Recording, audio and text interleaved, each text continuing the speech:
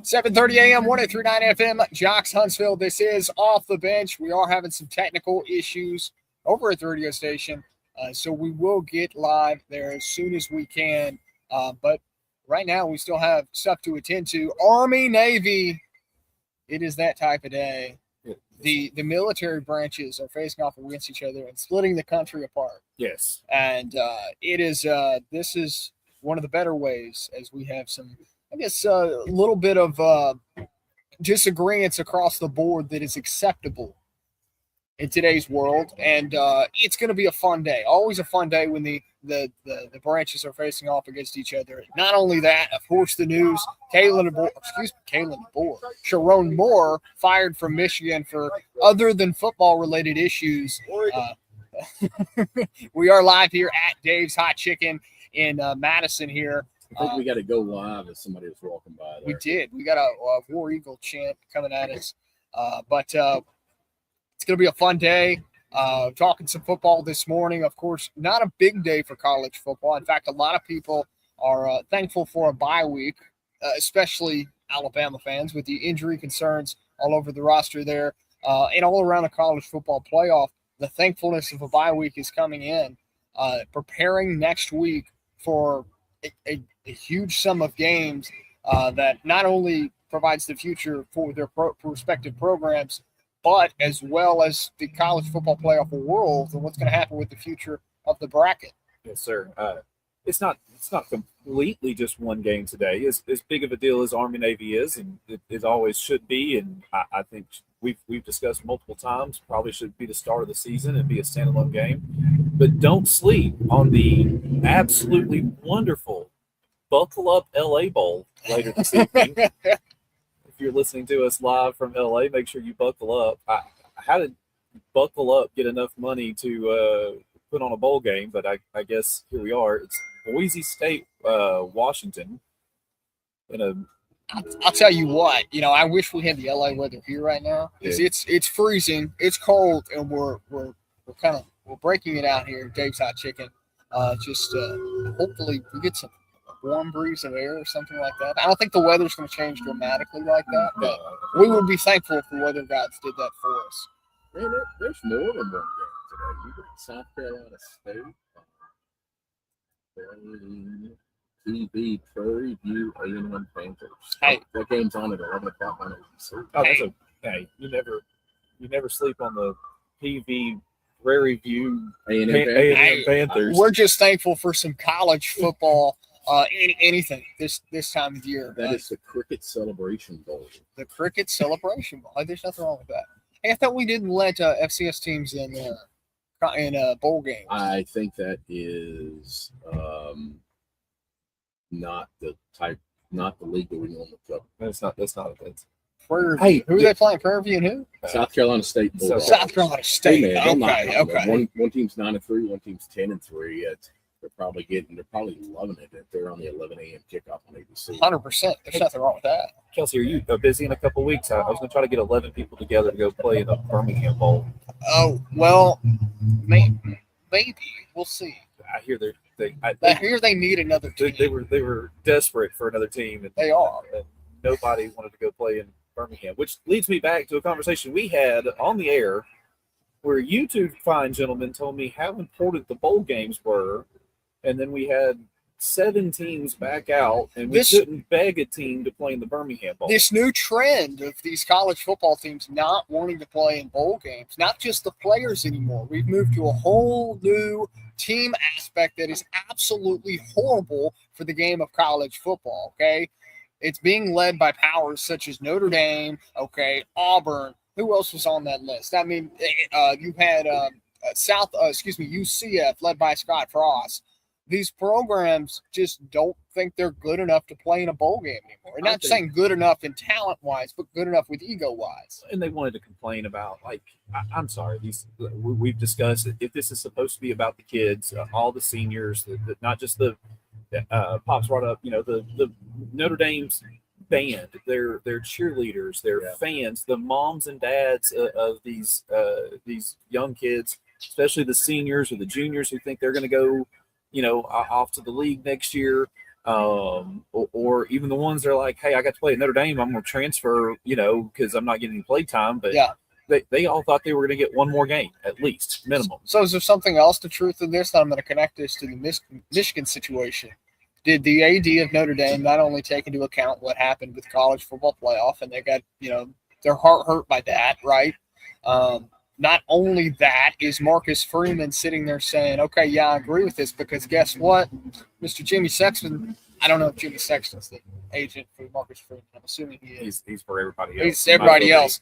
Is that Michigan job lined up for Marcus Freeman to take? I've heard his name floated. I've heard a lot of names floated. Dillingham's a big name right now. I keep reading. Dillingham? Yeah, Kenny Dillingham from Arizona State. Yeah. So I think when it comes down to it, if we want to talk about the Michigan head coaching job and how that affects all this, I think Mr. Portnoy, El Presidente, I think he has a lot of pull. Last I checked, he's basically the El Presidente of their NIL collective. I don't necessarily know that he has the power to say, hey, you're going to hire Kelsey, but I think he definitely has the power to say, you're not interviewing him, you're not hiring him. Well, the whole thing is, okay, we're not going to pay for you another quarterback to come here if you don't hire the guy I want. That's how it's going to be. And with today's pool and money with all that, it's going to be hard to find another quarterback. I mean, Bryce Underwood already hit the portal. I think he's going to go head off to greener pastures at LSU down there, led by Lane Kiffin. But the names that actually have seriously mentioned, over the past couple of days to replace Sherrone Moore at Michigan, you have Kalen DeBoer. Okay, we've heard the 4-1 odds. Is he going to leave Alabama? Is he not going to leave Alabama? Okay, other coaches. Joe Brady, former offensive coordinator for LSU during their national championship run with Ed Orgeron. Mm-hmm. He's up with the Bills right now as the OC. Kenny Dillingham, like Pops mentioned a while ago, he's over at Arizona State, right? He's had a really fast rise. And this would be a job that's actually, I think, a job that Kenny Dillingham would jump. I mean, he is an ASU grad, so it's going to be tough to pull him away from Arizona State. But I think Michigan is a job that can do that. It's a prestigious enough job where they could pull him. Lincoln Riley, this is one that's been heavily mentioned. But things just don't add up in a way for Lincoln Riley to go over there. He's had so much buildup over the past couple of years. He had some bad hires when he started his job over there at USC, and he's kind of recovered from that, and he's coming off a good year at USC. So I don't know if he's willing to make that transition to another school. Brian Kelly is the other option, who we all know is a free agent now as a head coach. I think that would be a huge pull for Brian Kelly. You leave LSU, go to Michigan after getting fired. That's not really a bad. That's also knows a little bit about the Michigan traditions when he was from being in a coach of that would be the Lane Kiffin of failing up. You get fired by LSU, and 6 weeks later you're hired by Michigan. More than 6 weeks. Wow. It's been a while since Kelly was fired. Really? It may be 6 weeks. 6 weeks in college football time is a really good 6 weeks. That is true. A real quick 6 weeks. But with Kellen DeBoer being the hot name, I'd like to mention to all the Alabama fans listening to us, the guy that y'all keep wanting to fire and get rid of, that just had a top 4 recruiting class, the guy that you keep saying is not any good, that we don't want, the guy that was handpicked by Nick Saban to come and run this program, is being talked about on every other opening. So he's not that bad, period. Like, last time I checked, we're in the playoff.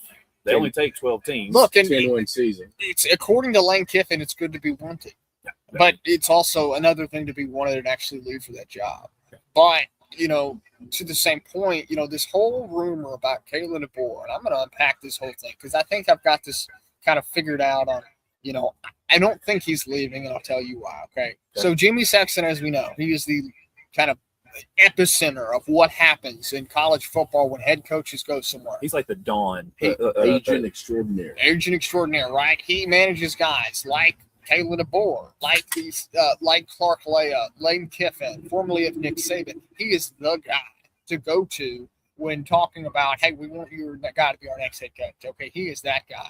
Okay, if this was known about, with the whole Sherrone Moore situation was known about, and that job was coming open, we we would have seen more of a process leading up to that. Okay, Lane Kiffin would not be the head coach of Louisiana State. Okay, that's not how it would go over. He would, in fact, here's how it would go. If Kalen DeBoer was going to take that job, okay, that would have been well known about. That would have already been penciled in on Sexton's markup, right? Yeah. So then that Alabama job's known to be open. Kiffin would not have waited and gone to LSU like he did. He would have still waited and waited and waited. He would have coached the playoff. He would have coached the playoff, and then he would have went to Tuscaloosa. And we would never have seen any of this drama surrounding Lane Kiffin. The only disagreement I have with you on that is this. From some talking heads that apparently know Michigan football better than I do Alabama football, this has been the worst well-kept secret in the organization. People that knew about this and knew what was going on and knew that this was a possibility didn't know that they were going to pull the trigger. And then that Wednesday, a couple days ago, was it Tuesday night or was it Wednesday? It was Wednesday morning. Wednesday morning. Because when we did the live Wednesday night, yeah, we were live when all this was breaking. Everything was still breaking. Yeah. So what it sounds like is at some point in time Wednesday morning, the girlfriend, the whatever you want to call her, I'm gonna call her the girlfriend. It's easier to say it that way. She went basically to the university and was like, "Here's all the proof I have. Here's the text. Here's the calls. Here's the everything." They called a coaches only meeting that he wasn't invited to. I don't know if you know this. If you're the head coach and they call a coaches only meeting and you're not in that meeting, you're getting ousted. You're no longer the head coach. We're figuring out who the next guy up is, and that was Biff Pope. Yeah. That made him go cuckoo for Cocoa Puffs. Threatened his wife, went to threaten her. The wife called the cops, had Life 360 on her phone or one of those type, apps or whatever, knew exactly where he was. They went and picked him up and everything. So there's a possibility, because from what I heard, there were people that when they lost the Oklahoma game, they were like, "Oh, hey, did you hear about Sherrone, Mr. Moore and what he was doing?" And then nobody said anything when they won 5 straight. And then they lost to USC. And everybody's like, hey, did you hear what the head coach did? And then nobody said anything for 4 or 5 more games until they lost to Ohio State. And now they doubled her salary. She was getting somebody in the accounting office. Yeah, it was completely hush. Don't say anything. We'll double your salary. Yeah. And so somebody in the accounting office should have been like, hey, I got a question. Why is this, young staffer? They weren't worried about hiding the secret that was going on. Yeah. So it was, like I said, it was the worst well-kept secret. Yeah. So my only thought with that would be was there a possibility that they didn't pull the trigger? And then when she showed up Thursday night or Wednesday morning with all the proof and everything, they were like, well, our hands are tied now. We have to. Yeah. They called the meeting. He found out that he wasn't invited to a meeting of all the coaches. And he was like, hey, my business card says head coach. I should be at a meeting with all the coaches, which led him to know that something more was going on, and he dipped off. I don't see Kellen DeBoer right now. The Michigan job is not a good job because it's so dirty, tainted, right? And we talk about the last 2 head coaches have been involved in scandals, okay? And there was talk yesterday about who's going to be the AD for Michigan. Right. Okay.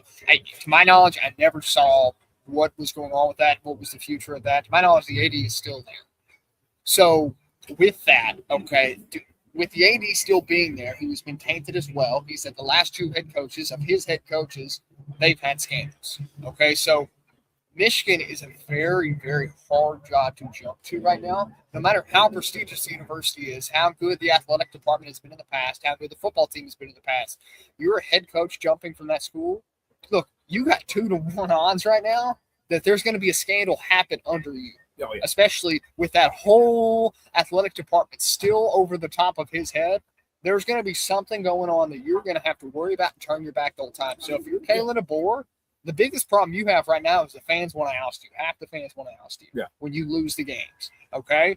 You don't want the problem to be you've got staffers, people on your staff trying to pay players, okay, illegally pay players. I get it's illegal now. Somehow illegally try to pay somebody, illegally recruit, sign stealing scandals, whatever may have it. I don't see DeBoer as the type of guy to do what Sherrone Moore did, but you're gonna have to, you're going to have to work around those things when those scandals come up, because it's not a question of if, it's a question of when it happens under that whole, if that whole AD's staff is still there, that's going to happen sometime or other, because guess what? That's what they're used to. That's how they've been winning games under that athletic department. I mean, they should absolutely clean house. You have to. Because for you to double her salary, Yeah. how many people had to sign off on that? Yeah. Even if the head coach comes up to the accounting lady and go, "Hey, so and so Sarah over there in recruiting, we're going to just double her salary." Yeah. Like how is that? How did somebody not question that? So the number of people who had to sign off on that, or know that that was going on, or know that that was okay, and for this to have been leaked as much as it was, you have to go in and absolutely clean house, fire everyone, start from scratch. The president of Michigan should be on game day today 100%. and saying, "We are sorry for what has happened to this university over the last 3 years. We are firing from everybody from the AD down." Yeah. After the game next Saturday against Texas, everyone associated with this football program will be looking for a new job. I've got boxes sitting on their desk already. It's what has to happen. I don't see a way around this, because you have to figure this out. So, real quickly here, we're still having some tech issues on the radio. We're going to get that handled out shortly here. But we are going to take a little break on the YouTube side as well right here while we get that figured out. But remember, guys, we are at Dave's Hot Chicken. Come out and see us. We're happy to say hi. If you want to get a comment here on the show, you can do so. If you want to hit us up on the YouTube side, leave a comment. We'll get back to you as well. Leave us a like on there, subscribe, all that good stuff. We're going to take a quick break, but we will be right back. This is the Off the Bench College Football Show.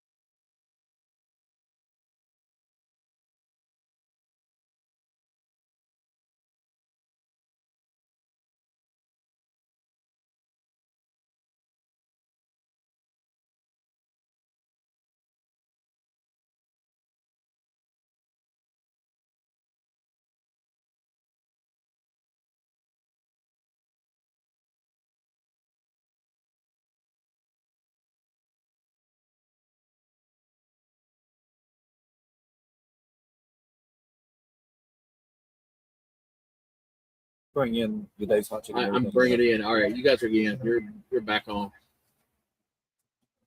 All right, we are back here live at Dave's Hot Chicken. This is Off the Bench. I'm your host, of course, Kelsey. I'm fine over here. Richie sitting over to my left. We got someone new over here on the camera. This is Seth. Seth, how's it going today? Going great. Number one in the ABC annual, so very, very lucky. Of course, the allocation sale going on next door. We've been talking to people out here, having a fun time. So I hear you, Seth, as you did get number one today. I know you're up on your hot horse right now. Yeah, feeling really good. Feeling really good. It's like a once in a lifetime opportunity. I think I already told you guys when we were off here. Yeah. Postponed today of a Disney trip, so I'm flying out like literally this afternoon. I'm going down to Disney and everything. Hey, did you get your wife a bottle? Yes. She's got a bottle. She's very excited. We're both very pumped. We decided that she would fly down yesterday, and I get on set for her. So she's already there. She's living the dream. So I know you're waiting on that Disney weather down there. So I'm sure it's a little warmer down there for sure. Yeah, a little bit actually. So I didn't have a jacket. I carpooled my sister taking me to the airport after this. I didn't even have a jacket on me, and her husband lent me his because I was thinking, oh, Orlando, like I don't need to dress warm. I was gonna pull up in short sleeve and everything. So I told you guys, everybody was lining up in a line. I said, I would let you guys make your case for why your team should have made the college football playoff. I know you're a little bit outside of that realm with you're a Mississippi State guy. Yeah, we're not gonna make the playoff. No. Fine. I'm used to it. Him getting number one in the ABC pick was his win for the season. It was a big win too. It was better than anything. So what's your biggest take on the college football playoff right now? What do you think is going to happen this next coming weeks? Honestly, I am glad Miami made it in head to head and everything. I think it just matters. I think being in a conference matters. Honestly, I wouldn't mind to see any SEC team win. I like Bama a lot. I got family that are Bama fans. But outside of that, just root for the SEC. And I like that we've got more heads in there. All right, there you go. He's got it right on point. What about us? Ole Miss? What's your thoughts on the Lane Kiffin stuff? I like Lane a lot. He's funny. He likes him now that he's not. Glad he's not actually. So I was very happy to see Lane leave. Yeah. Lane being at Ole Miss is not fun because he's such a good coach. Yeah, I get you. Yeah, that whole situation with him, completely spurring the heads, really within college football, so he kind of changed the landscape around to his own will. Let's get one more thought while you're on here. So the Sherrone Moore situation is going on with Michigan. It's crazy. It's crazy. Who do you think is going to be the next coach of Michigan football up there? It's not been announced. Dillingham yet? No, it has not. We're still watching that, but Dillingham is hot on the list right now. Okay, I like Kenny Dillingham a lot. I like him a lot as a coach. They actually played Mississippi State this year. Which probably doesn't bode well for Michigan if they hire him. But I mean, I like Kenny Dillingham a lot. He's a great guy. Ideally, someone like that. I know there's some talks about DeBoer, but it seems like it's more just talks from everything. And my whole thing with the DeBoer situation is, Jamie Sexton's he's the big agent in college football, right? He's going to control this whole situation. And if there was any, inkling, like they've said that there has been over the last couple of months of Moore getting fired, if DeBoer was the guy who had interest in the job, Jimmy Sexton would have known. Jimmy Sexton would have lined this up, pen to paper. Okay, this guy's going here. This is how it's going to go. I don't think the whole Lane Kiffin situation happens. I think Lane Kiffin waits it out at Oxford. He goes to the college football playoff, and DeBoer, if he would announce he was leaving for Michigan, I think that's when you would have saw Lane Kiffin come to Alabama. Yeah. No, that sounds very reasonable, and I do think that if DeBoer were to have left, I mean Lane, he's just he's the guy. I think there's no telling. The only issue I would see about it is, the whole situation of you never liked the whole thing with going on with, in a way, you never liked the whole thing with between Lane Kiffin and Nick Saban. There was at the beginning of the relationship was always shaky now, and it's kind of recovered. Lane, I think, in a way, looks at Saban as a pulling figure, as a head coaching guy. You helped me through this, and that, right? But to the same token, the issue I would see is the boosters and Greg Byrne, the AD of Alabama. I don't think there's that much of a relationship between Lane Kiffin and those type of people. But Nick Saban, in a way, with their relationship, I just don't think it would have flown over the right way. No, and isn't there that story of they left Lane Kiffin one time, like the bus pulled out without him? It just sounds like on the tarmac. Wild that they did that. yeah, no, I don't know if it's like from a culture fit standpoint, if that would have been the guy. I just know he's a great head coach. Glad he's not at Ole Miss anymore. I don't have to worry about playing him every year. I'm thankful for that. Seth, we wish you safe travels over to Disney, my man. Thanks for coming on the radio this morning with us. Thank you guys for having me. Not a problem, not a problem at all. All right, guys. So we do have confirmation. It looks like we do have radio side back. So I think we're going to take a quick break and get it all set up back on that side as well. Yeah, and we'll be back here in about 5 minutes. This is the Off the Bench College Football Show, and we'll be right back. Thank you guys for having me. Thanks. Really cool. Really cool.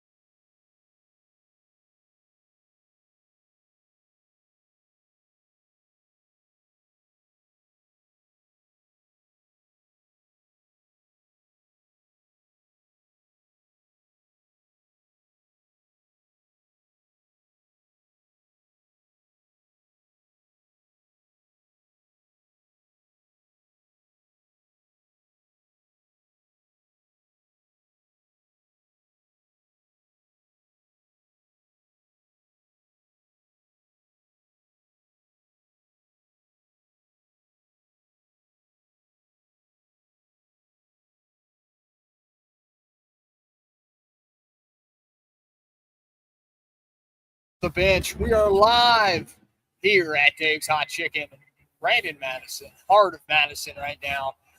We've got a great day of Army-Navy football coming up. We had some tech issues go on this morning, so we're getting started here a little late, but all is good in the world of college football, unless you're in Michigan. We did unpack that a little bit here on YouTube, but just to recap, just trying to figure out really the whole situation that's going on with Sherrone Moore, as well as kind of the whole thing with who's going to be the next head guy up there at in UM. So two things. Yep. A little bit of breaking news with the Sherrone Moore. It just keeps getting worse for him.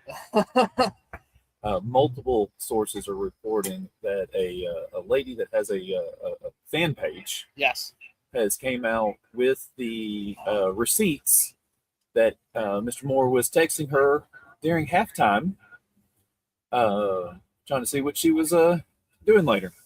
So we're still having a lot of things happen with the Sherrone Moore situation, even non-football related. It's not getting any prettier.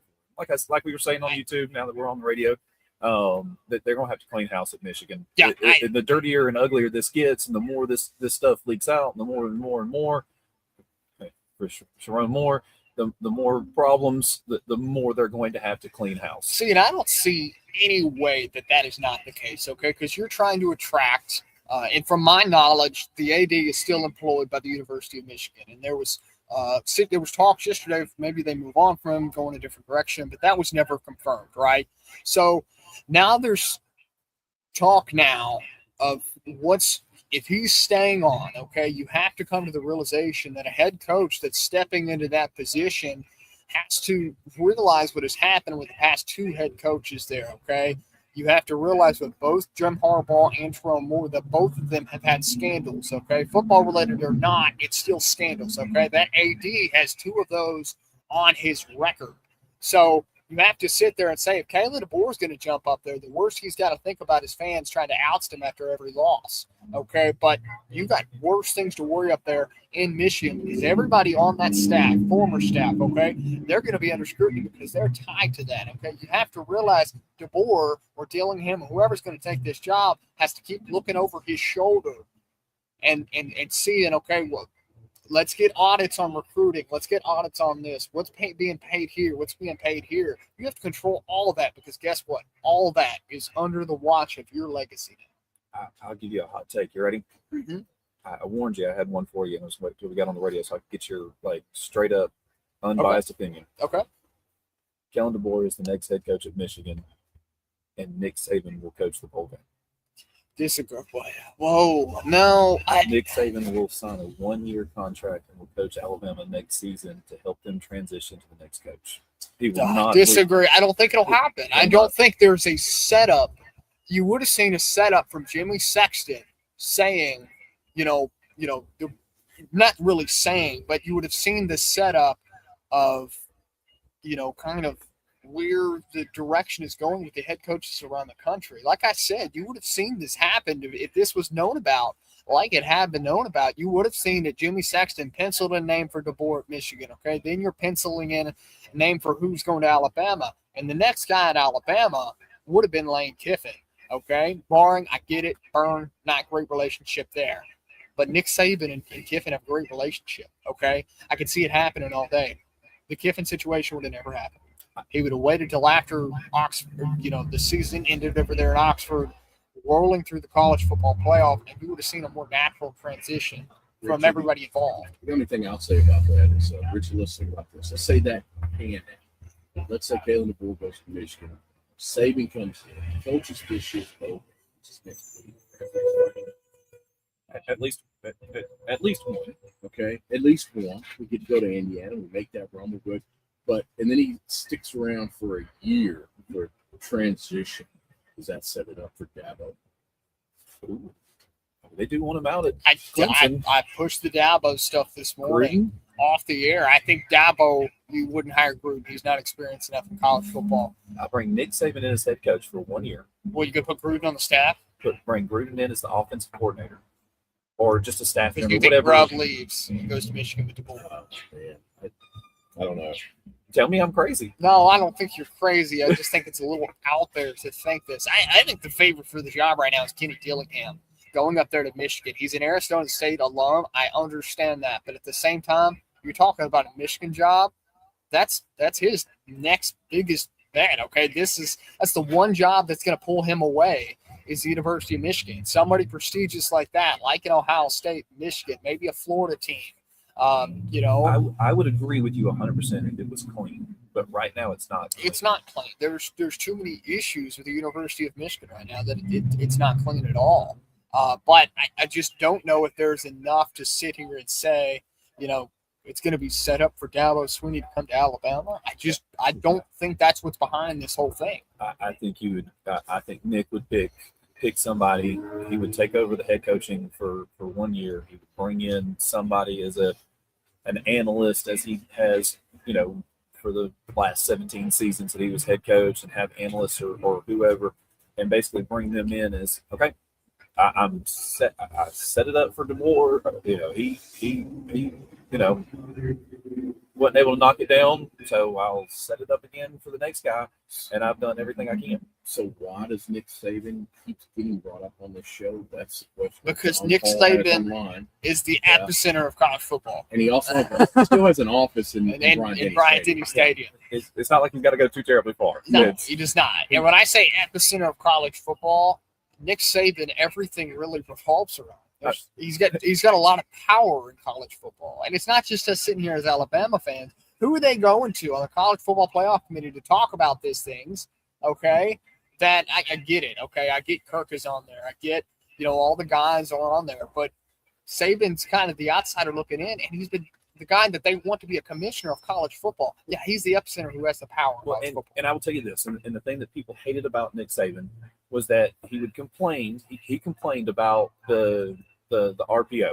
Said, "Oh, you're going to get defenses hurt." Yeah. And everybody's like, "Oh, the old man's just losing it. He can't coach anymore. He's complaining about what teams are doing to beat him." And 12 months later, Alabama was running the RPO and holding up another trophy. Yeah. And then he came out. He complained about there was something else that he complained about, and everyone's like, "Oh, the old man's at it again. He's complaining about something because he can't beat it." 12 months later, he was holding up a trophy. And so Nick has done a great job of watching the situation. He's a very smart man when it comes to football. I mean, so is Kirk, and Pat McAfee can be goofy and funny all he wants. He still knows football and everything. You've got a guy that enough people, not just SEC, not just Alabama, but that do college football for a living. You have enough people who trust and care about his opinion that it matters. Hey, if Nick came out on game day and said, "We should go to 16 and this is what it should be," There'd be a push behind it. Yeah. You'd see a major push get behind it. Yeah.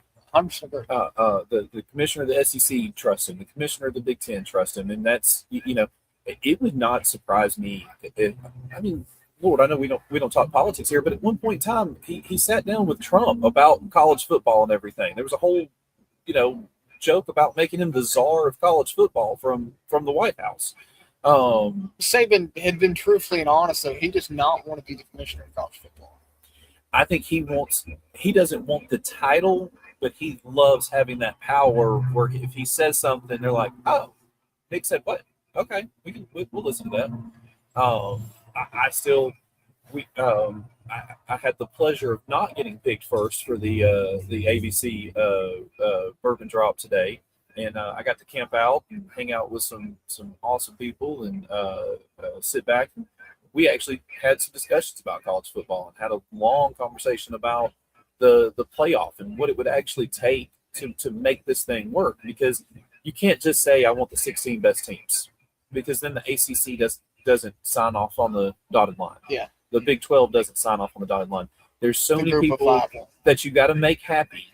Yeah. And if you make them happy, and there are enough smart people out there that are not hanging up their hat as they walk into the committee room that can solve this. I came up with, I think it was like 4 or 5 things last night that I thought: 1, you move the calendar up a month.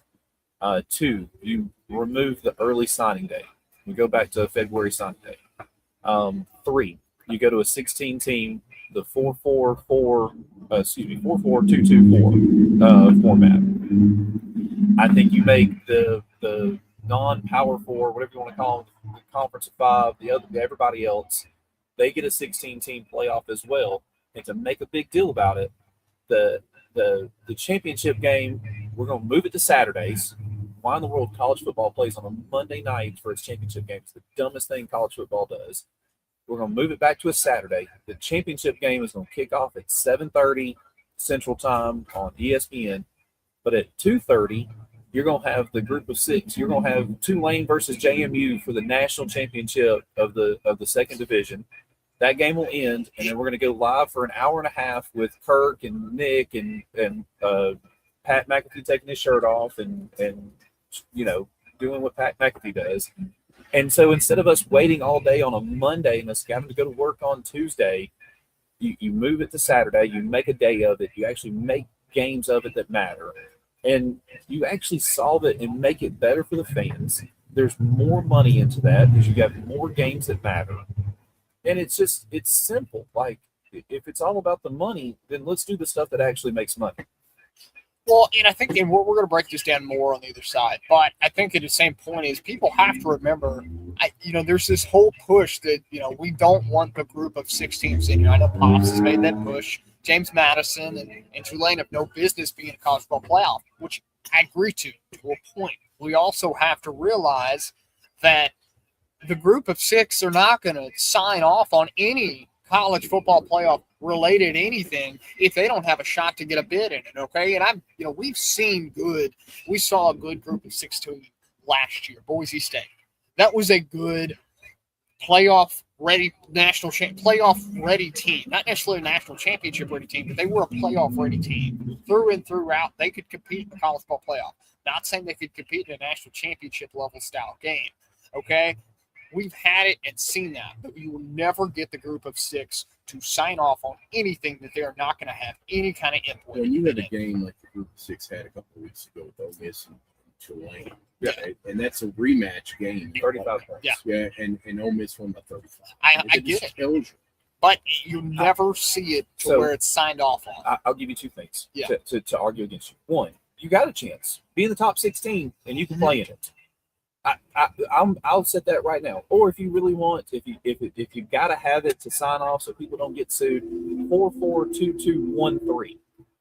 Give the number 1 team in the group of 5, make them play in. Make the number 1 and number 2 team in the group of 5 play that same championship weekend that I was talking about with the SEC and stuff, and they get a shot in. Or hey, y'all can be the 1 seed and the 2 seed in your own dadgum tournament, and actually have a chance to win and play for something. But you cannot. Last year with Boise State, they got rocked in their game that they played in because they shouldn't have been there. They definitely shouldn't have got a bye, which they did because they were the 4th-ranked highest conference champion. They should not have gotten a bye. That's why we got rid of that criteria after last season. James Madison is going to be the reason you get rid of the criteria this year and go to the 16. Is Boise State's the reason we have this year? James Madison is the reason why it's going to change before next year.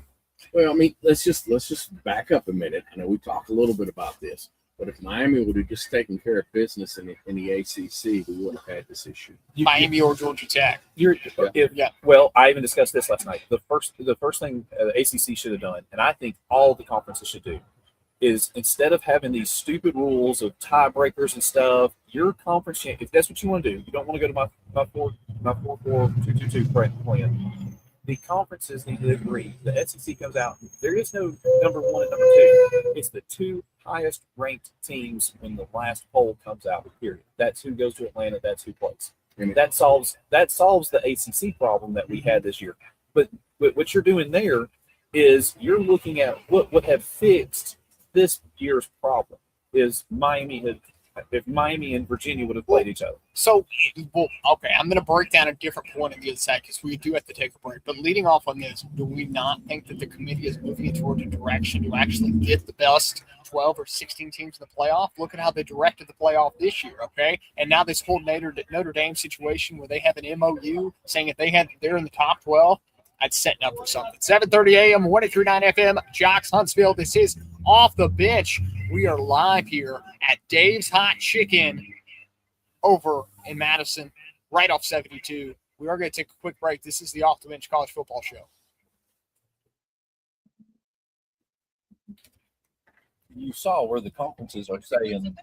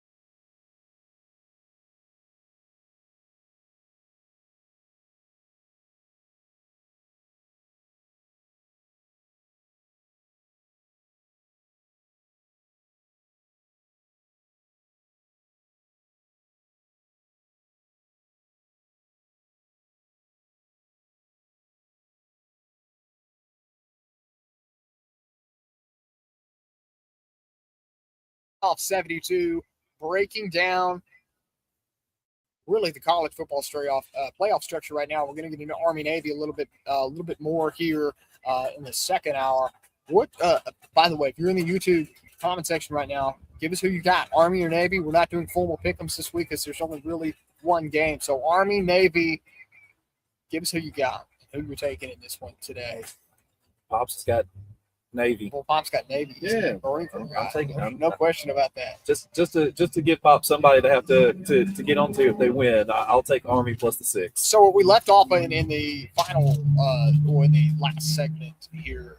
What's happening with the college football playoff and what's going to happen. So the deadline did get extended, but we were going toward the fact that with the direction that the college football playoff is moving, I think we're moving toward a structure that's not going to favor conference champions.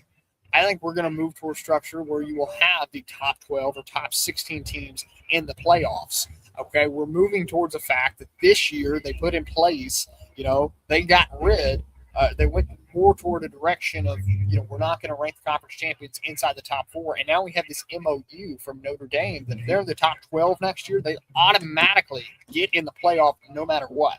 And from that, what I have heard is there are commissioners of like the SEC and the Big Ten and places that are telling their teams, their schools, do not schedule Notre Dame, which would mean Notre Dame's strength of schedule, they may go undefeated. But the strength schedule won't be there. Right. And the LA Times has even came out and said that there's no reason for USC to have to play Notre Dame every year. That they could lose that tradition and everything. You tell a team, I don't care. I'm a Bama fan. Yeah. Born and raised Bama fan, alumni of the University of Alabama. I don't want some stupid memorandum where, well, if Alabama's in the 12, they're automatically in the playoff.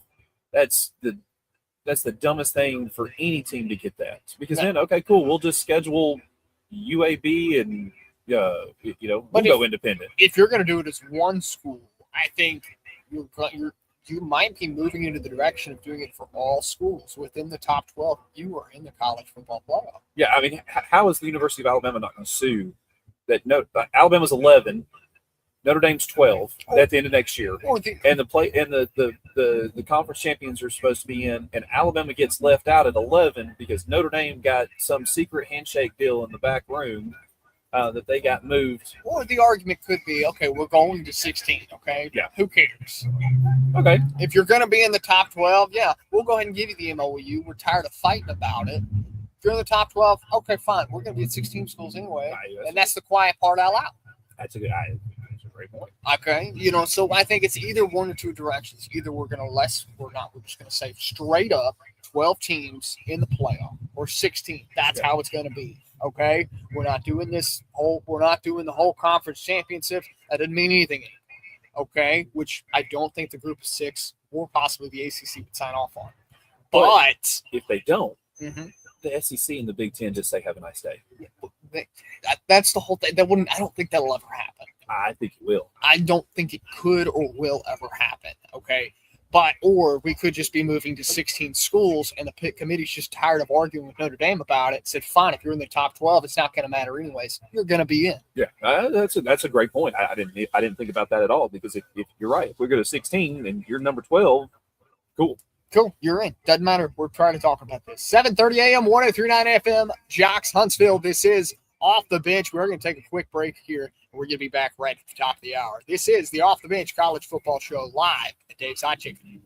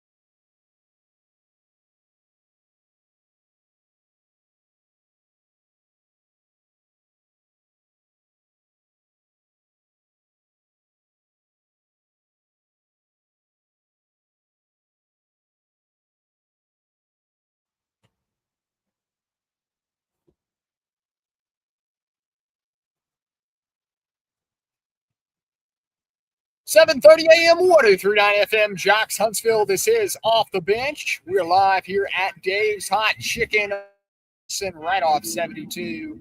Really discussing the future of the college football playoff and what it means, not just for Notre Dame, but other teams around the country. How many teams are going to get in, and of course the conference situation of how much we're going to favor conference champions moving forward. Other parts as well. Just trying to figure out the basics of what's going to go and happen through the future of this whole thing. But of course, Army-Navy going on today. Biggest game around the country today. The only game around the country today. Always this kind of traditional weekend of college football that a lot of people think should be moved and what have it. But today we're focused on who do you have? Is it Army or is it Navy? Leave us in the comment section. Chat, let us know who you are. First is right now, I know we're having some internet issues on the YouTube side. Walker, we're still good on the radio, right?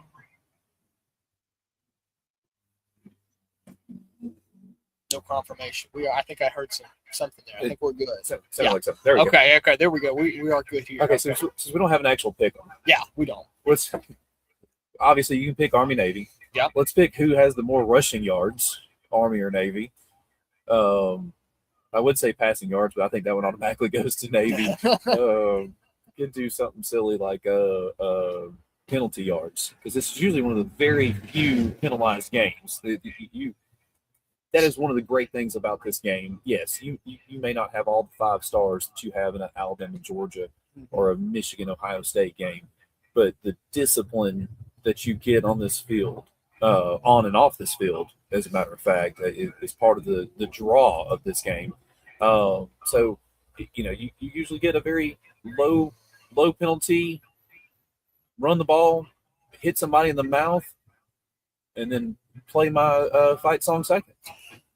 Well, I was talking about it the other day. I mean, the beauty about this game is we're watching kids that are not playing for money. They're playing for strictly the love of their game. And more issues like that. Hey, we're having some issues on the YouTube side. I think we're going to go ahead and shut that down. It's really having bad issues over here. So we're going to see you guys later on the YouTube side. Of course, live Wednesday, 7 p.m. On the midweek update. We'll see you guys then. And, of course, go hit us up on iHeartRadio, 7:30 a.m., 1039 FM, Jocks Huntsville. If you want to listen to us in the radio or on the way home in the car. But, yeah, we are live here at Dave's Hot Chicken in Madison, right off 72.